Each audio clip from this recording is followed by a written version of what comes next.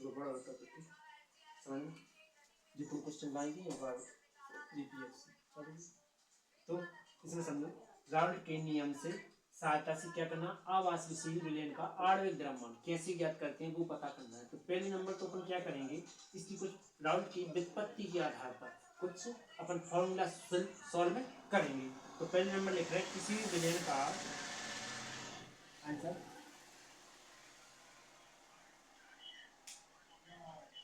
किसी विलयन का किसी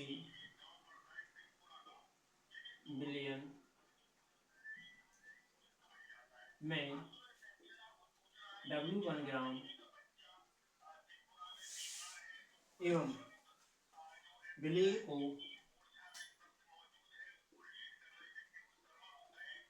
W2 ग्राम विलायक में घोला जाता है।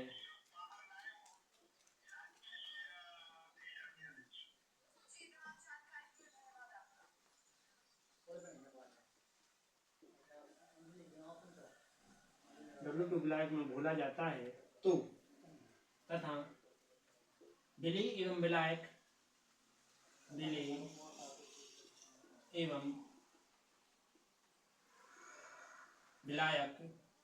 का द्रव्यमान आणविक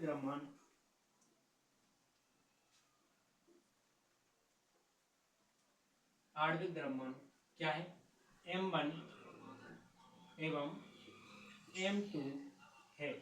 तब प्रथम मूल के लिए प्रथम मूल N1 के लिए N1 क्या कहता है, N1 कहता है कि क्या कहने लगता है कि W1 मतलब विलय का ग्राम बटे में विलय का द्रव्यमान M1 एंड N2 बराबर मतलब कि द्वितीय मूल।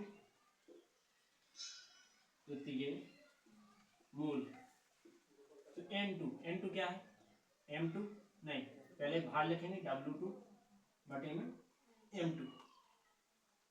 आगे क्या करेंगे, तब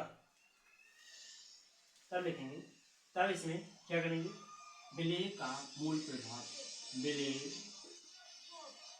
का मूल प्रभाव।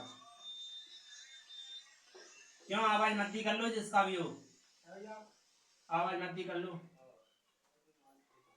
मूल प्रभाव क्या होता है, तो x0 बराबर N1 बटे में N1 प्लस N2, मतलब N1 क्या है, विलय है और ये दोनों विलय एवं विलायक, और ये क्या है, मूल प्रभाव।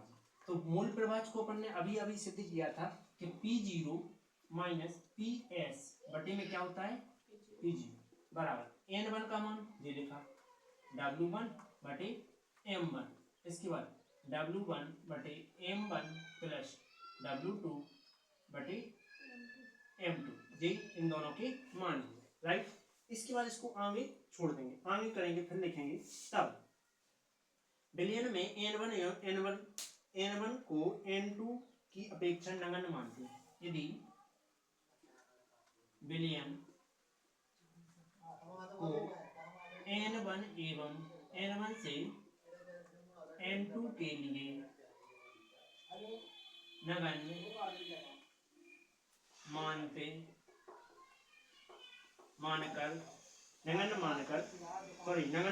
ठीक है, मानते हैं। तो अब हालांकि मान लीजिए यहाँ N1 मतलब कि या तो N1 ही है या N2 है, ठीक, क्यों, क्योंकि ये कह रहे N1 को नगण्य मान लो N2 के, ठीक है, तो N1 हमने नगण्य मान ला, बचो का N2, तो x0 बराबर क्या आ जाएगा, N1 बटे N2, फिर से मान रख लो, तो x0 का मान P0 माइनस PS बटे में P0 बराबर क्या आ जाएगा, N1 का मान W1 बटे में M1 बटे W2 बटे M2। इसके बाद जी M2 जाएगा W1 के संगे, तो W1 गुणा में M2 बटे में क्या जाएगा, M1 गुणा में W2, इस प्रकार से आ जाएगा।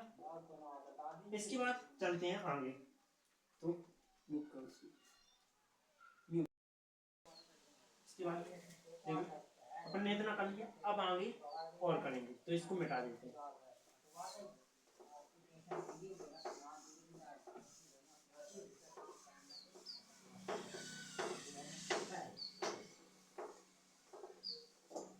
इसके बाद फिर क्या करेंगे, अब इसमें लिखेंगे कि हम कुछ बोल रहे हैं तो इसको लिखना। ठीक, देखो यदि W1 ग्राम आवासशील विलेय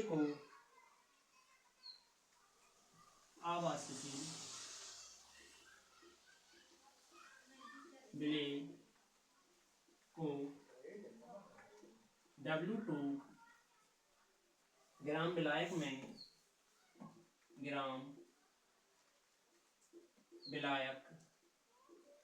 में घोला जाता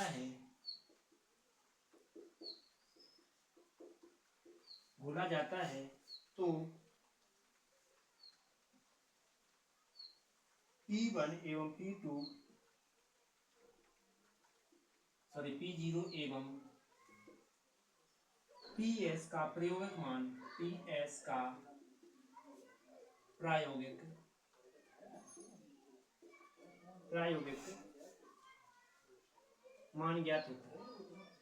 मान ज्ञात होता है। इसके पश्चात आगे अब बनाएंगे इसमें एक चित्र। तो इसमें चित्र में क्या लेंगे, यहाँ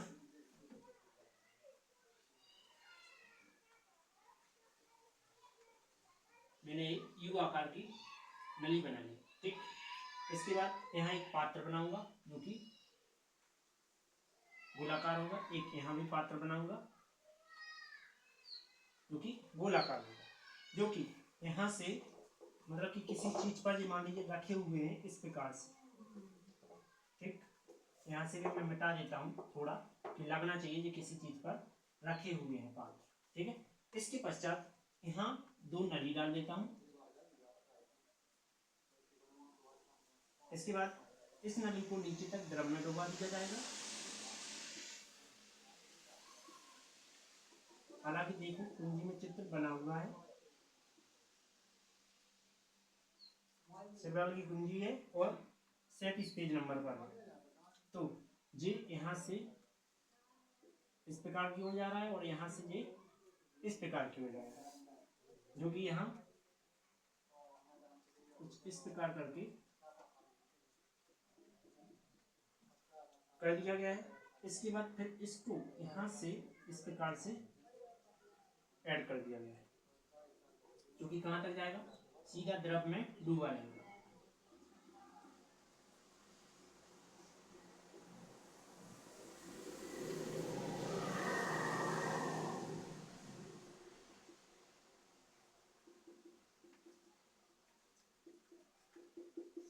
इसके पश्चात फिर यहाँ आएंगे, यहाँ से सीधे कहाँ जाएंगे, यू आकार की नली में ऐड हो जाएंगे।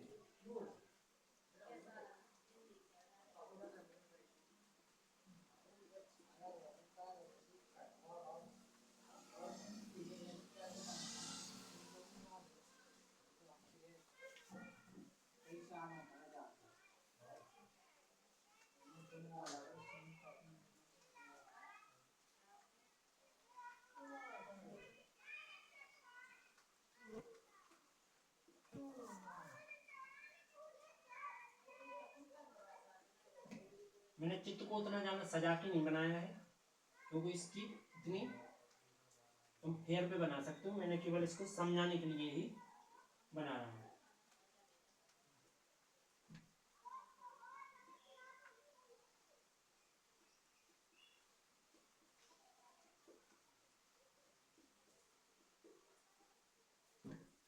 इस प्रकार से, और इसमें भी क्या है, द्रव अधूरा भरा हुआ है।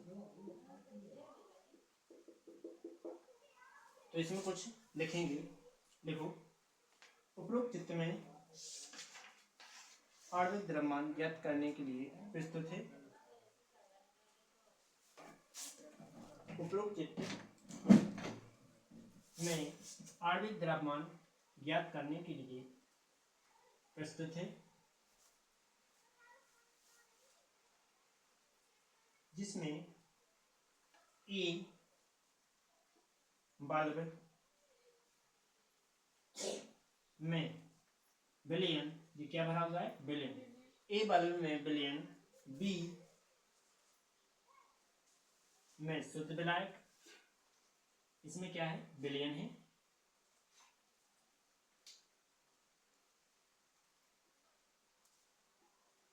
बी में शुद्ध विलायक, शुद्ध, इसके बाद आगे है शुद्ध विलायक एवं यू नली में CaCl भरा है। यू नली में यहाँ क्या भरा है, CaCl मतलब कैल्शियम क्लोराइड, CaCl2 है संगति, कैल्शियम क्लोराइड भरा हुआ है। आगे लिखेंगे बल्ब ए एवं बल्ब बी को, बल्ब ए एवं बल्ब बी को अलग अलग तौलते हैं, दोनों को क्या करते हैं, अलग अलग तौलते हैं और सूक्ष्म वायु की धारा कुछ समय के लिए, ये क्या है, वायु की धारा है, ठीक, वायु की धारा कुछ समय के लिए इसमें प्रवाहित कर देते हैं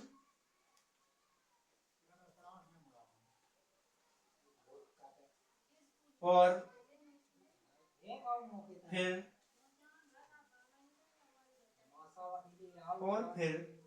ए और बी बल्ब को तौल लिया जाता है। ये कांच के हैं इसलिए इन्हें बल्ब कहा गया, ठीक है। तो ए और बी दोनों को पुनः तौल लेते हैं। बल्ब ए की भार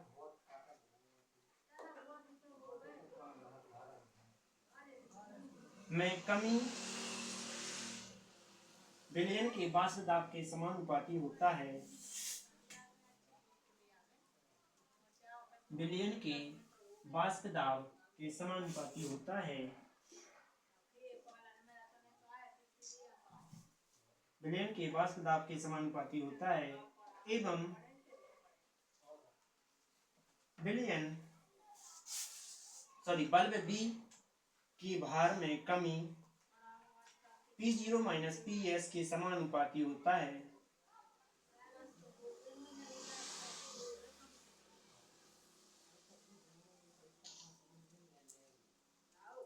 तथा A और B के भार की कुल कमी U आकार की नली के भार में वृद्धि करने पर शुद्ध विलायक के वाष्प दाब के समानुपाती होता है।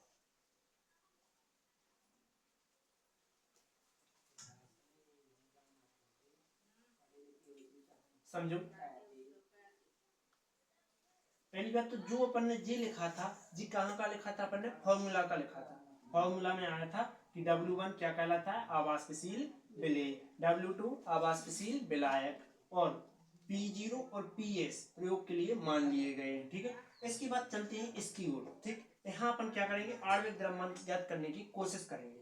तो इसमें क्या है, अपन ने एक बल्ब ए, एक बल्ब बी एवं यू आकार की नली ली है, जिसमें ए में विलयन भर दिया गया है, बी बल्ब में शुद्ध विलायक एवं यू आकार की नली में कैल्शियम क्लोराइड भर दिया गया है, ठीक है। इसके बाद इसमें ए बल्ब में कुछ मात्रा में क्या ली गई है, पहले तो इसको ए बल्ब को तौल लिया है एवं बी बल्ब को भी तौल लिया है। तौलने के पश्चात फिर इसमें थोड़ी अपन ने वायु प्रवाहित की, मतलब O2 प्रवाहित की। शुद्ध वायु जब प्रवाहित की तो फिर से इन दोनों का वजन तौल लिया गया है। शुद्ध वायु यहाँ से यहाँ गई, फिर यहाँ से यहाँ चली गई, ठीक। फिर दोनों को क्या किया, वजन किया गया, तौला गया। अब तौलने के पश्चात इसमें ए बल्ब के भार में क्या हो गई, कमी हो गई। कितने के बराबर, PS के बराबर। क्यों, क्योंकि यहाँ से जो वायु इसके अंदर प्रवेश भई थी तो वो कहाँ चली गई, इसके अंदर चली गई। तो इसमें से कुछ पदार्थ की मात्रा भी ले गई, क्योंकि यहाँ से पदार्थ इस साइड चला गया। ठीक, क्योंकि वायु क्या होता है, दबाव के साथ जाती है। मतलब कि यदि मान लीजिए एक छोटा सा छेद हो, जैसे कोई बोतल बनाना, बोतल में एक छोटा सा छेद करना मान लीजिए, ठीक, ये ढक्कन लगाए, यहाँ छोटा सा छेद, मतलब कि पेन की नोक कितना छेद, और उसमें क्या करना, तुम वायु भर देना। ठीक, और वायु भरने के पश्चात, और उसको वायु भरने से फिर क्या करना, ठीक पश्चात तुम यहाँ भरना एक बाल्टी, बाल्टी भरना, उसमें पानी डाल देना, पानी डाल के उसको बोतल को औंधा कर देना, तो वो ऑटोमेटिक तुरंत ही मिनी सेकंड में ही क्या, बोतल फुल भर जाएगी। ठीक, कितने छोटे से बोतल में, छोटे से छेदे में हो अपन, लेकिन छोटे से छेदे में अपन घंटा नहीं पानी उसमें भर पे। ठीक, तो इसी बात को ये कहते हैं कि ये बिलियन भरा हुआ है, तो बिलियन इसकी जगह से इस जगह चला गया। क्यों, क्योंकि इसमें अपन ने वायु प्रवाहित की थी, तो वायु इसके साथ पानी भी ले गई। ठीक है, मतलब जो शुद्ध बिलियन था वो भी संगे ले गई, क्या में, शुद्ध विलायक में। ठीक, तो अपन फिर से इसका वर्णन समझ रहे कि इसमें क्या होता है, दो बल्ब होते हैं जो कि ए और बी होते हैं। ए और बी, जिसमें ए बल्ब में विलयन भरा रहता है, बी में शुद्ध विलयन भरा रहता है, एवं यू आकार की एक नली होती है जिसमें CaCl2 भरा रहता है। इसके पश्चात एवं फिर क्या कहते हैं कि इनके लिए ए एवं बल्ब बी को क्या कर लिया जाता है, तौल लिया जाता है। तौलने के पश्चात हम ए बल्ब में